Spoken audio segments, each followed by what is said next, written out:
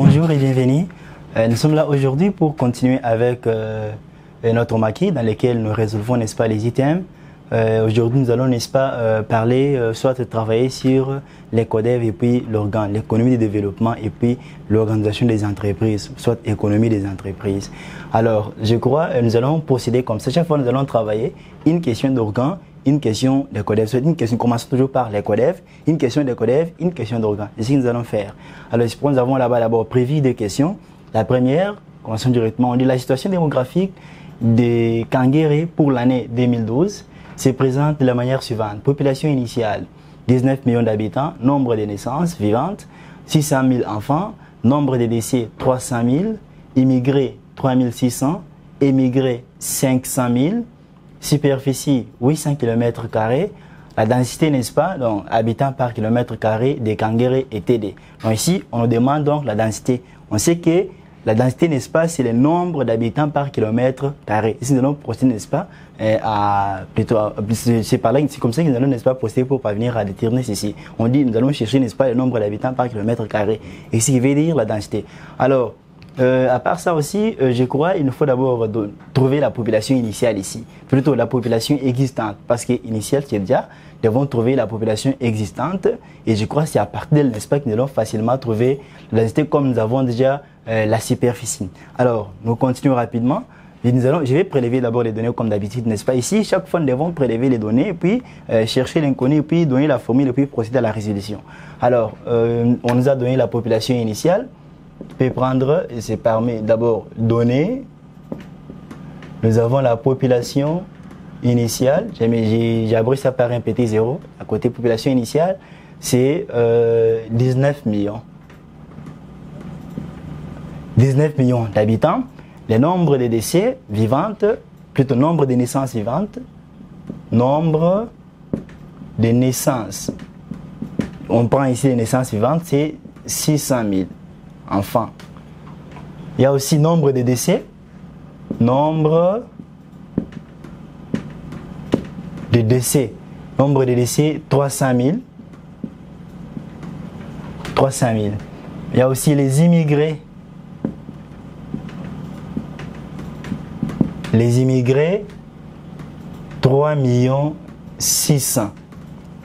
3 600 000. Si j'ai prélevé, n'est-ce pas, l'immigration, il y a aussi les émigrés plutôt, émigration, ou les émigrés, c'est 500 habitants. 500 habitants. Nous avons aussi la superficie. La superficie, c'est 800 000 km². 800 000 km². Et puis, on nous demande la densité des Kanguéré. L'inconnu, c'est densité. La densité est égale à combien? Et pour y parvenir, il faut d'abord dégager la formule, n'est-ce pas, de la densité donnée par densité égale population existante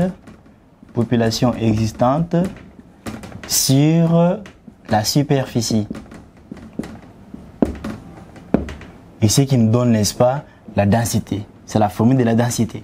Alors le problème ici, c'est quoi? C'est trouver la population existante. Parce que la superficie nous est déjà donnée. Nous avons déjà la superficie là-bas. C'est 800 000 km². Alors il nous faut trouver la population existante. Elle est aussi donnée par la formule. Population existante est égale. Nous allons prendre la population initiale. Population du débit. Plus le nombre de naissances. Nombre de naissances. Plus les immigrés. Plus les immigrés. Nous avons dit, immigrer, c'est entrer dans un pays. Alors que émigrer, c'est sortir dans un pays. Alors, nous allons aussi soustraire, n'est-ce pas, le nombre de décès, moins nombre de décès, moins émigration. Émigration, c'est sortir. Moins les immigrés. Émigrer, c'est sortir. Immigrer, c'est entrer. Donc, c'est que nous trouvons facilement la population existante. On voit la population qui était déjà là, ou population initiale, plus le nombre de naissances, plus les enfants, n'est-ce pas, qui viennent de s'ajouter, plus aussi les immigrés, plus les gens qui sont venus d'ailleurs, qui sont entrés dans le pays. Alors, moins le nombre de décès, donc ceux qui sont morts, nombre de décès, ceux qui sont morts, et aussi moins émigration. Moins émigrés, moins ceux qui sont sortis du pays. Alors là, on va facilement trouver la population existante. On peut maintenant remplacer chaque élément par sa valeur. Alors, population existante est égale à... Nous allons prendre population initiale, c'est 19 millions. 19 millions d'habitants, plus le nombre de naissances, 600 000. Plus 600 000, plus les immigrés, 3 600 000. Moins le nombre de décès, 300 000. 300 000, et aussi moins les émigrés, moins 500 000. Émigrés, 500 000. Là, on peut facilement dire, si vous allez taper votre machine, je crois que ça va donner 22 400 000. La population existante est de 22 400 000 francs. Plutôt 400 000 habitants, pas francs. 22 400 000 habitants. Alors, après avoir trouvé la population existante, on peut facilement remplacer dans la formule pour trouver la densité. Alors, ainsi, densité sera égale à population existante. Nous prenons 22 400 000, 22 400 000, n'est-ce pas, sur ou divisé par la superficie. La superficie est de 800 000 km. Ainsi, nous allons trouver, n'est-ce pas, le nombre d'habitants par kilomètre carré. Alors, je crois que ça va nous donner 28. 28, donc la densité est de 28. Et c'est la quantième assertion. Tournons là-bas, c'est l'assertion 4. Donc, la densité est de 28 habitants par kilomètre carré. Donc, dans chaque kilomètre, n'est-ce pas, dans chaque kilomètre carré, on trouve 28 habitants. Alors, on peut facilement répondre. Nous sommes dans notre grille des réponses. La grille est là. C'est la première question et c'est l'assertion 4. Nous noircissons là-bas. Noircissons. Ok, c'est correct. Sans tarder, n'est-ce pas, nous passons directement à la deuxième question. Alors, nous lisons très vite que possible. On dit, l'Office des routes doit aménager une route de 80 km dans 25 jours. On dit, après 20 jours, elle n'en a réalisé que 60 km. Alors, on demande, n'est-ce pas, indiquer le rendement de cette entreprise. On a proposé les assertions ou les réponses. Alors, commençons par ici, n'est-ce pas, nous allons y aller un peu de manière très mathématique, bien sûr.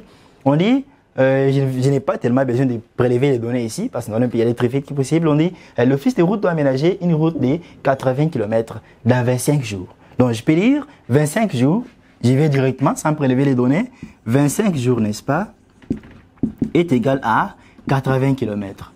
Alors, on nous dit aussi, après 20 jours, elle n'en a réalisé que 60 km. Alors, il faut se demander, dans 20 jours ici, n'est-ce pas, si dans 25 jours, elle doit réaliser 80 km, mais dans 20 jours, elle devrait réaliser combien? C'est la question qu'on se pose. Alors, on va répondre. On dit, si 25 jours est égal à 80 km, alors 20 jours est égal à combien? Je crois que vous comprenez facilement. On va remplacer, n'est-ce pas, ce point d'interrogation par X. Donc, 20 jours, n'est-ce pas, représente X. Alors, qu'est-ce qu'on va faire? On peut soit créer, n'est-ce pas, des proportions ici. Je crois, nous aurons 25, comme nous avons jour, d'un même côté. Là-bas, nous avons kilomètre et kilomètre. Donc, on dit 20 jours est égal à combien de kilomètres? Alors, on va facilement, n'est-ce pas, prélever notre proportion. Nous avons 25 sur 20 est égal à 80 sur X. Donc, il ne faut pas faire la confusion pour prendre jour, mètre là-bas. Non, on classe les deux, n'est-ce pas, des mêmes côtés. Kilomètre, kilomètre, jour et jour. Là, on prélève notre proportion. Alors, nous avons 25 sur 20 est égal à 80 sur X. On va appliquer, n'est-ce pas, la règle qui dit le produit des moyennes est égal au produit des extrêmes. Alors, nous aurons X fois 25, ça va nous donner 25X. Ce qui est égal à, nous avons 20 fois 20 multiplié par 80. 20 fois 80, je crois, ça va nous donner, nous avons ici, n'est-ce pas, 16, nous avons 1600. Nous avons 1600. Maintenant, on peut facilement déterminer, n'est-ce pas, la valeur de X. X est égal à 1600 divisé par 25.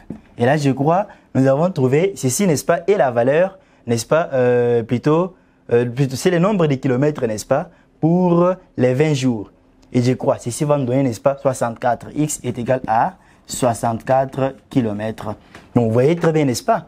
Donc, dans 20 jours, l'office devrait, n'est-ce pas, réaliser combien de kilomètres? 64 km. Mais quand vous remarquez bien dans l'exercice, l'office n'a réalisé que 60 km. Or, dans ces 20 jours ici, elle devrait, n'est-ce pas, faire 64 km. Et je crois par ici, n'est-ce pas, on peut facilement trouver le rendement. Alors, le rendement, n'est-ce pas, sera trouvé, n'est-ce pas, en faisant. On sait que le rendement est égal à résultat, je peux mettre bien, rendement est égal à résultat fois 100 divisé par la prévision. Résultat fois 100 divisé par la prévision. Si on remplace, n'est-ce pas, nous aurons le résultat, l'entreprise plutôt a réalisé combien? L'office a réalisé 60 km. 60 km, or qu'elle devrait faire combien? 64. Nous avons 60 km fois 100 divisé par 64. Donc, le résultat réalisé dans 20 jours, c'est donc 60, n'est-ce pas? La prévision de 20 jours, c'est combien? 64. Et par ici, n'est-ce pas, si on fait 60 fois 100 divisé par 64, nous allons trouver, je peux mettre la réponse ici, nous allons donc trouver 93,75%. Ça va nous donner ça, 93,75%. Et c'est la quantième assertion, c'est l'assertion 2.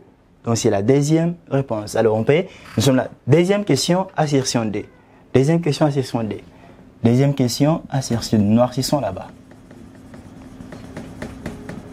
Ok, avec ceci, n'est-ce pas, nous avons fini ces deux questions que nous devions commencer, deux questions par lesquelles nous devions plutôt commencer. Nous retrouvons dans notre prochaine vidéo où nous allons continuer avec les autres questions.